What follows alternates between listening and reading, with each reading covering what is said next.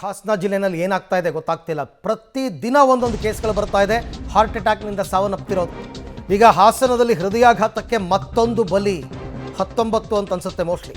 50 ವರ್ಷದ ಲೇಪಾಕ್ಷಿ ಹೃದಯಾಘಾತಕ್ಕೆ ಸಾವನ್ನಪ್ಪಿದ್ದಾರೆ.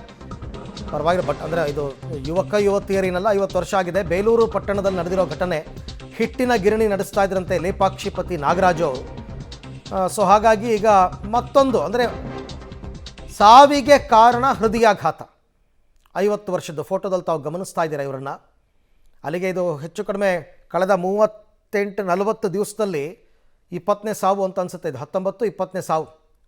2 ದಿನಕ್ಕೊಂದು ಹಾರ್ಟ್ ಅಟ್ಯಾಕ್ ಆಗ್ತಾ ಇದೆ ಹಾಸನದಲ್ಲಿ. ಅಲ್ಲಿನ ಆರೋಗ್ಯ ಇಲಾಖೆಯವರು, ಜಿಲ್ಲಾಡಳಿತ ಎಲ್ಲ ತಲೆ ಕೆಡಿಸ್ಕೊಂಡ್ಬಿಟ್ಟಿದ್ದಾರೆ ತುಂಬ. ಸರ್ಕಾರ ಕೂಡ ಒಂದು ತನಿಖೆಯನ್ನು ಮಾಡ್ತಾ ಇದೆ ಈ ವಿಚಾರವಾಗಿ. ಈ ಬಗ್ಗೆ ಮತ್ತಷ್ಟು ಮಾಹಿತಿ ನನ್ನ ಕೊಲೀಗ್ ಶಶಿಧರ್ ಅವರಿಂದ ಪಡ್ಕೊಳ್ಳೋಣ. ಶಶಿಧರ್, ಮೇಯ್ನ್ಲಿ ಯುವತಿಯರೇ ಹೃದಯಾಘಾತಕ್ಕೆ ಸಾವನ್ನಪ್ತಾ ಇದ್ರು, ಬಟ್ ಇವ್ರಿಗೊಂದು 50 ವರ್ಷ ಆಗಿದೆ, ಬಟ್ ಸ್ಟಿಲ್ ಸಾವಿಗೆ ಕಾರಣ ಹೃದಯಾಘಾತ. ಸೊ ಡೀಟೇಲ್ಸ್ ಏನಿದೆ?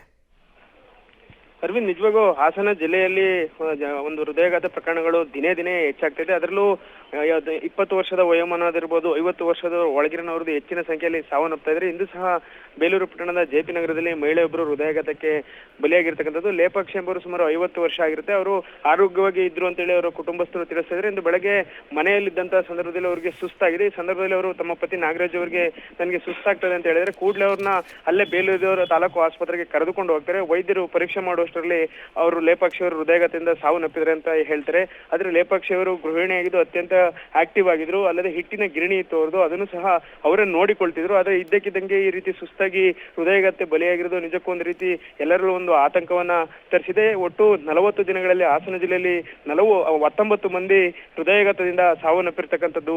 Arvind, right. Thank you Shashidhar, ತಮ್ಮೆಲ್ಲ ಮಾಹಿತಿಗೆ ಧನ್ಯವಾದ.